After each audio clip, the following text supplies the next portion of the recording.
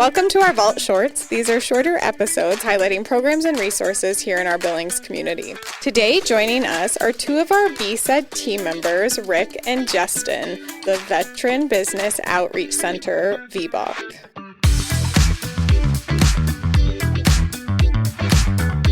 The following is a Big Sky Economic Development production. It's Mars B. And Kavo. And this is The Vault at 201 North Broadway. A business podcast. Where we bring you entrepreneurs, small business owners, and community leaders of Montana. To share their stories, expertise, industry insights, and strategies. And we are sharing them all with you every single week. You don't want to miss this. Learn how to better start, manage, and grow your business. And your leadership style. Tangible takeaways to save you time and improve whatever it is that you're working on. You're listening to The Vault. Thank you to the Small Business Development Center for sponsoring The Vault at 201 North Broadway. The Small Business Development Center offers free personalized support from business plans to financial projections and beyond, empowering small businesses to thrive. Reach out to us at bigsky.economicdevelopment.org. So welcome. Thank you. So we've had Rick on, so Rick's a familiar voice. Rick, do you want to just give us a quick title just so people can get familiar with your voice again? Can I make one up or just? Yeah, whatever you want to do today. I am the director of the Veteran Business Outreach Center here for Montana, Wyoming, and Utah. Ooh, and we're going to dive into those states shortly. And Justin?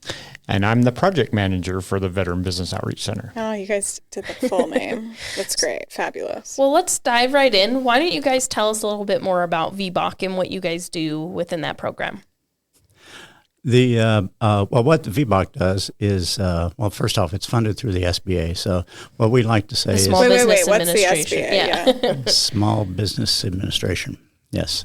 And what we like to say is that we're here to support veterans who are looking to start and build their businesses. And the reality is that it's not free. It's the fact that their service is paid for our service.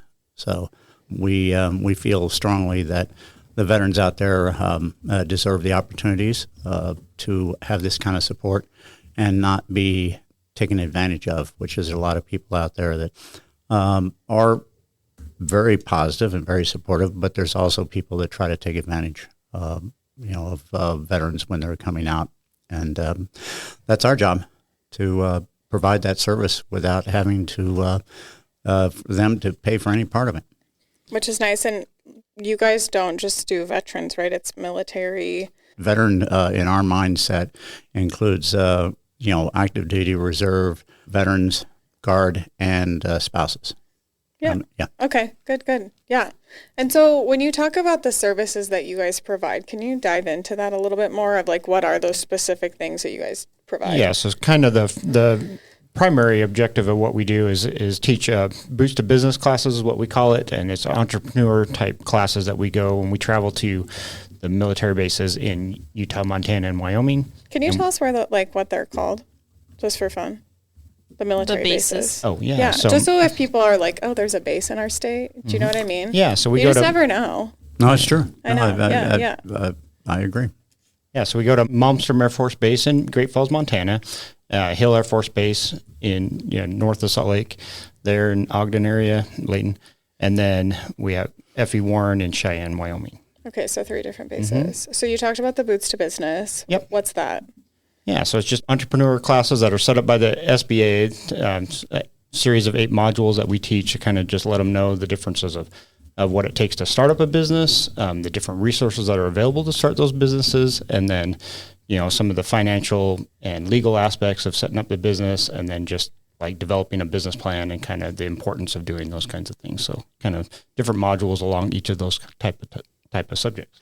When the veterans transition out of the military or active duty transition out, we go to 3 Air Force bases, but we handle and serve all the veterans or to-be veterans coming out across the board, all branches. But there is this program called TAP, which is Transition Assistance Program for the military that they've designed. And this Boots to Business is 2 days of teaching if they elect to focus on starting a business.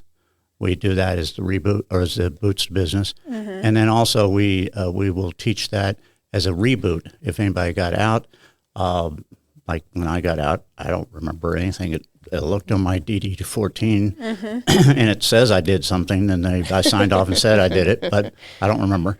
But anyway, we do it also for any veterans that get out, and we'll have those classes too. So that's our primary mission. And so you do the boots to business, and then the reboot, is the reboot 2 days too?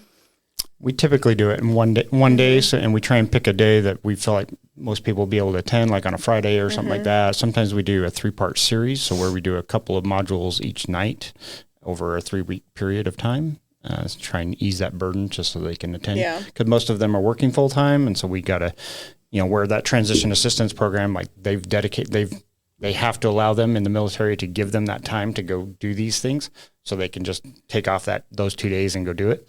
Where the reboots, it's like, all right, we got to be sensitive of their work schedule, and they're working for somebody else now. So we try and accommodate that. We make that virtual or hybrid a lot of times. Oh, wow, okay. Different things to accommodate so they don't have to travel. And we do capture some people outside of other states, and then we just refer them to their appropriate VBOC as necessary. So.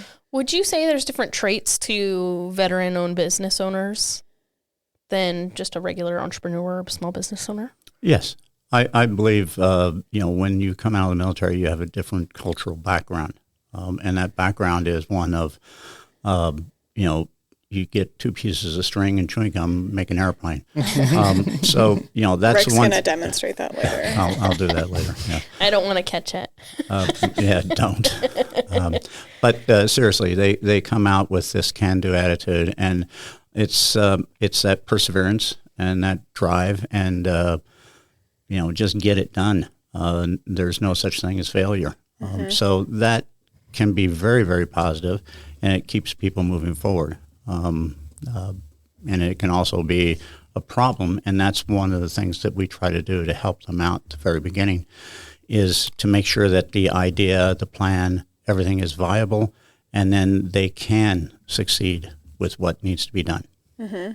And we spend a lot of time actually trying to educate them that these services are available because, as a military member, they often feel like they can just do it on their own, right? So they just go out and they just hard charge and they go do it, and sometimes they fail. But they often don't realize that there was resources available to help them along that path. And so we spend a lot of our time educating. We go to a lot of events, fairs, business expos, and different things like that to just bring that awareness out. If there's somebody listening, I know you mentioned like events and groups. Are there some events and groups that you would, talk about to share with our listeners? So if you're a veteran-owned business or a military spouse, how could you get involved in some of these events and groups? Well, the best way to get involved is to contact us, the VBOC, because we are the ones that work with the veteran-owned businesses, and we try to develop programs, ideas, and events that, where they can get together just to, network. For example, this V2V, veteran-to-veteran programming that we do is just, once a quarter or depending on how often, in what part of the states you're in. We do those, and those are just networking. But there's also events where there's specialized information that's going to come down, and if you're on our list, we provide that. Courses, we also teach other courses. For example, one of the things with the Boots to Business that we were talking about is it does not go into your particular business. What it does is it focuses on general ideas and principles to start and build your own business. We have follow-up courses where we go into your business and we help you identify who your target customer is, how to create a unique value proposition, how to market that out to them, how to run the business, the finances that are particular to your business, and then help you write the business plan and also develop a pitch. So you guys do, because we see you a lot, because your region's so big, you do a lot of one-on-one counseling as well, right? And do they have, so to do that, you don't have to just attend a Boots to Business, do you? You guys can just someone can just set up time with either of you. Yeah, it's not required to attend the course to get our services and stuff like that, but the course, we often will refer them back to that because it'll help them educated over time. Even if they took the Boots to Business when they were transitioning out and didn't know quite what they were getting ready to do, then they can attend a reboot again later. Like there's no charge for these courses. We like to offer them as often as they need, and sometimes their mindset changes if they had a particular business that they were trying to do, and then they change their mind and go a different direction. Then it's like they can go look at that class in a whole different light. Yeah. So. With the follow-up courses that we offer, one of the things that I find very valuable, and I used to teach it, beforehand, but every class has a psychology than when I used to teach, and some of them weren't that great, but the veteran, class psychology is always solid, and it's moving forward, really reflective on what they need to do and introspective. But the big advantage of them doing that versus the one-on-one, which cover the same thing, is that they get the feedback immediately from their classmates.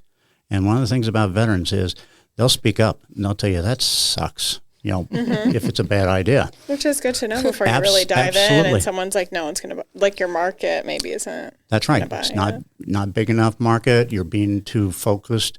You're not opening up on your pitches.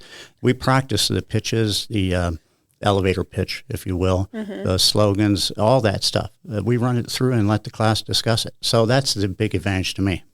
No, I think that's really valuable, the peer-to-peer learning type of work that you guys do. So tell us a little bit. So after people go through these courses and they're working with you, are there a lot of veterans, as you define them, that transition and do start a business and go out on their own to do business? Yeah, there's quite a few. It's becoming more and more prevalent throughout the nation and stuff like that. And most veterans, I believe Rick just got the numbers the other day, but it was like over half of the veterans want to start a business if they haven't started one already or something like that. So wow, that's exciting. So knowing that you guys do cover Montana, Wyoming, and Utah, and that region used to be bigger, but they've condensed it down, which is better. I mean, that's a lot to cover, even just those 3 states for you guys. Who are some of your partners that you work with across Montana, Wyoming, Utah? Well, in each state, we work with the SBA, and they have their own veteran contact, if you will. But if they get inquiries, they send them to us. And just go to your point about the territory shrinking, there's now 31 VBOCs across the United States. That's funded through the SBA. You also have the SBA funding small business development centers, which there's over 1,000. That's me. Yeah, there's over 1,000 of you guys around offices around the United States. So we work closely with the SBDCs. BSS, whatever. Yeah. Too many acronyms. Well, let's throw out another one. In Utah, they have a unique situation where they have the VBRC, which is a Veteran Business Resource Center. And that one works with all the SBDCs out there. So it's a different approach there, but their mission is the same as ours, but they're on a state level. So I would say working with the SBDCs, we also work with Apex Accelerators, the SBA, who am I missing? Well, so those are the ones that we're using to teach some of the courses and do some of the business counseling and stuff like that. So we'll get the SBDCs and stuff like that to help us with a client. So they may even have a client that they've been working with that's veteran, and then they'll tap into our resources and stuff. Sometimes we don't find out right away. Yeah, so we'll kind of work with them collectively. Yeah. But then there's other organizations that we meet with on a regular basis. So like the Veterans Navigation Network here in town, they cover eastern most of the eastern Montana. There's some other organizations that we're trying to branch out to in the other parts of Montana as well. And then just, so like the Montana Veterans Affairs Department, different groups like that, because we want the veterans to just not only be well versed in what they can do for business, but well-versed in every aspect of what their benefits are and everything that they can do. Yeah. Yeah, one of the things that we've done with the SBDC, just sitting here, we've got a client who we looked for your help in advising or helping them create their financials, projections. And they're working with the VRNE, Veteran Readiness and Employment, which is part of a VA program. And we work with them because they have the capability of offering to support veterans in 3 different ways for employment.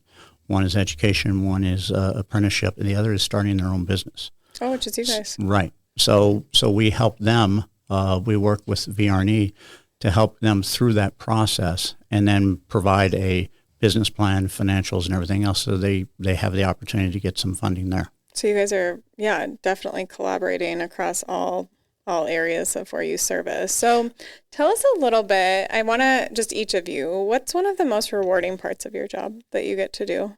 What fills your cup? So it's kind of twofold for me, I would say, is just I absolutely loved the military. I loved being in it. I loved that camaraderie and stuff like that. Do you want to both tell us which? Well, no, he was an officer. He can talk. So he loved it. Well, I started out enlisted. I was an F-16 crew chief for 4 years, and then I commissioned over after I got my bachelor's degree. I commissioned over and became a navigator on C-130s for the next 15 years. And in like simple terms, that is just for those listening. Like I rode in the helicopters. I'm like Air Force, Army, that kind of thing. That was in the Air Force. Okay, great. Yeah. Thank you so much. There's some people, myself included, that just maybe don't speak military, but I used to sit in the back in the web seats in the planes that he flew. So you flew the planes. So I was a navigator. I got to tell the pilots where to go. So there you go. So I stood up a lot, and we would look out the window, and we'd navigate by features on the ground. So like intersections, bridges, different things like that. And I'd tell them to turn at just a certain heading. And then, we would fly often at like 300 feet and then do airdrops and stuff like that. So I directed the airdrops. So I would tell them when to release it and where to fly to and everything like that. So that's, I was in charge of all that stuff. Okay. Sorry to take you off track. But it was What's your most rewarding part of your job? Twofold, yes. Landing. Yeah. So I liked being part of that team, and then being able to give back to the veterans, and just like going and teaching these entrepreneur classes. You're watching these. Sometimes it's 20-year, 30-year military members that are getting out. Sometimes it's 4 or 5 years, and they're transitioning out. And so it's just fun to just kind of interact with them and kind of just see that spark of life and different stages that they're in. And then the other side is that, like, I went and got my master's degree in an MBA in marketing and everything like that. And it's just like, got that back in 2014 and never got to use it in the military. I needed it for promotions and different things and stuff like that. But I wanted something I could use for my own personal business that I ran for a little while. But this job gives me an opportunity to utilize my degrees and my experiences there, and then the experience in the military as well. So I find like it just kind of completes everything that I was working for all my life, I guess. That's awesome. Cool. How about you, Rick? First, tell us what you did in the military, and then what's rewarding about your job. What I did in the military. And there's a whole episode on it. The full details, so you don't have to give Rick has had an adventurous life. Refer to previous podcasts. I was in the Air Force, ended up serving in basically an Army unit, and ended up 43 temporary duty stations, but never on a military base. Oh, wow. But when I got out, I did 7 years. When I got out, I did a lot of different things, but running my own business was one of them. If you were looking at the most rewarding thing that I find here, it's the fact that I disengaged with the military for a long time. And when I was teaching at a university, I became the person there in charge of the veterans coming out back in the early 2000s. And what was surprising to me was that the technology has changed dramatically from when I was in, just totally, 30 years ago versus then. But the boots on the ground are always the same. So I had an immediate connection, and I was surprised that connection was so fast and comfortable. And that started me on this path of working with veterans even more so. And fast forward to here, the most rewarding aspect is that still immediate connection and being able to joke and laugh, and you cut other branches down because they're like a military thing. Well, yeah, they're all inferior to the Air Force, but seriously, you can just get in there and how they tick and what makes them go, and you can just be straightforward, and it's honest, and you give good feedback as best you can. And you have the excitement of going alongside of them as they're starting to build their business. And lastly, I get to sleep at night. Yeah. Because I've been there and, months to months. Do I have enough money for payroll the next month? Do I have enough going on? I don't have to worry about that. And I've always enjoyed the marketing side, so the creativity I like. Mm-hmm. And I think just what a wealth of knowledge both of you are with your life experiences, but also owning businesses. So when they're learning from you, you have the experience and which makes you really relatable. So are there things about the VBOC that you guys do that we haven't asked about yet that you're like, the audience has to know? Well, when I first got here, it was by myself. And now that Justin's here, he's been here since, it'll be coming up on a year here soon. And what he's been able to do and bring to the table as far as the organization, as far as making sure that things are done correctly, where I'll just kind of paint broad brush strokes, he does what needs to be done, really. And with him, we've been able to get out and and reach more veterans.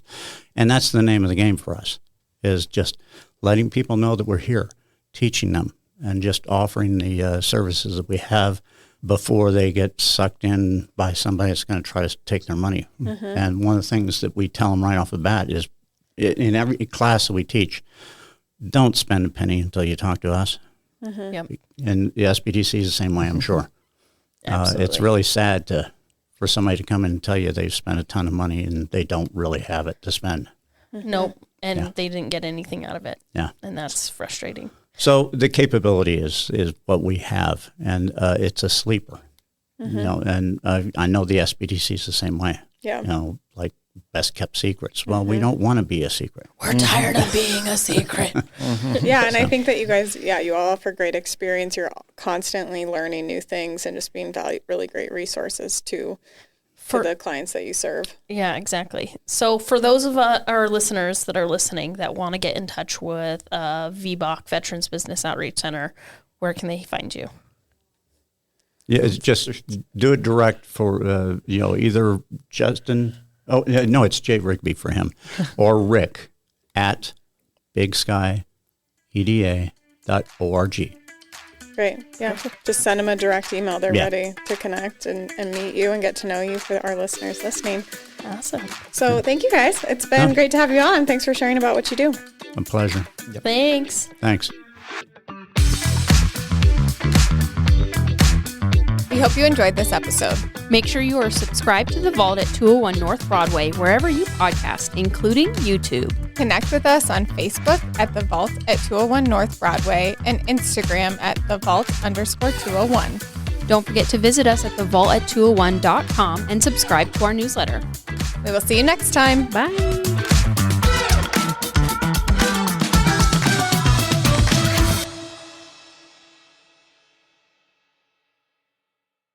Thank you to Big Sky Economic Development for supporting The Vault at 201 North Broadway.